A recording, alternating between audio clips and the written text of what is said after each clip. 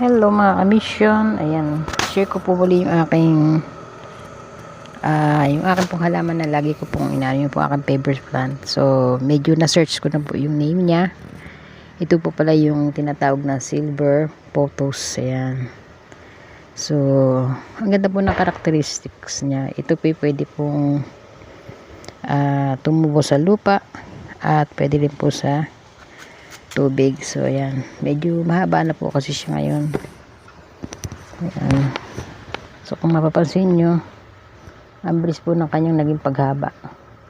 So isang araw ay akin po siyang ikakata yan.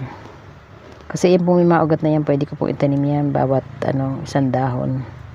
Kakat ko lang po dito sa dalawang gilid na to. Ayan.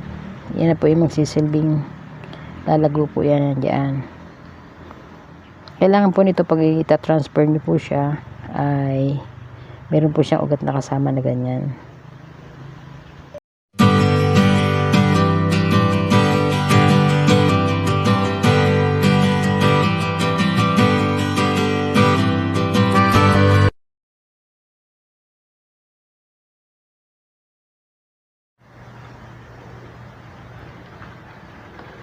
So, ayan, bali ang ganda po ng kanyang kulay.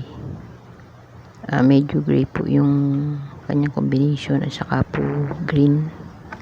So ito pong halaman na ito ay pwede pong tumubo din sa tubig, pwede po sa lupa, at pwede pong paglalagpangin sa may puno.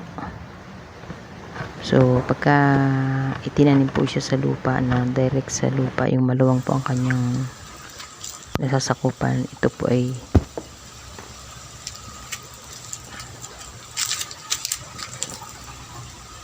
yan, pagka medyo malaki po yung kanyang kinataniman, lumalaki din po siya ng malaki. So pwede po itong sa pasulang or sa maliit na lalagyan para hindi po siya lumaki ng malaki. Ayan, katamtaman lang po yung ganyan.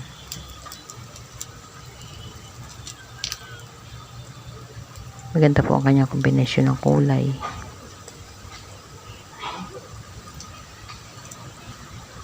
Po kaganda yan. Dati po kasi binablog ko siya, hindi ko po alam ang kanyang pangalan. So bigla ko pong nahanap yung kanyang pangalan. Nag-aalaga lang po ako ng mga halaman pero hindi ko po alam lahat ng kanyang pangalan. So ayan, kung mapapansin nyo po, ang ganda po ng kanyang pagdadahon, ang lusog niya. Ayan. So pwede po itong hanging plants at pwede din po ito nga sa paso or yung parang sa table. Ayan. Ayan. Ganyan po siya. Meron po siyang kulay light green and green. Ayan. Kung mapapansin nyo po, yan po ay medyo gray. Ayan. Kanyang dahon. So mahaba po ito ng mahaba. Kung ito po itatanim nyo sa puno or sa may istansya, mahaba po ang kanyang maabot. At may napansin po ako na kung nakadirect po siya sa lupa, mas lumalaki po yung kanyang dahon. So dito po ay limited lamang ang kanyang paglaki. Ayan, pwede din pong maging wild plant.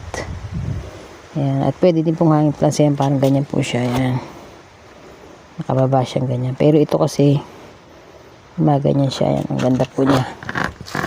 Ang ganda niya tingnan.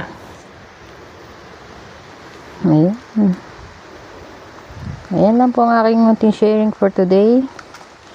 Sana po ay na-inspire din kayo kahit pa paano. Ayan. Lagi ko po ito binablog dahil nagagandahan po ako talaga. So ito bali, magkakaroon na po ako dito ng 1, 2, 3, 4. So bali magiging maitatanim ko po siya ng sa 4 na paso. May iwan lang po itong isa na to. Yan. Kasi ito po yung pinaka main niya. Yan. So yan. Sa muli mga kamisyon, I hope you enjoy. God bless everyone.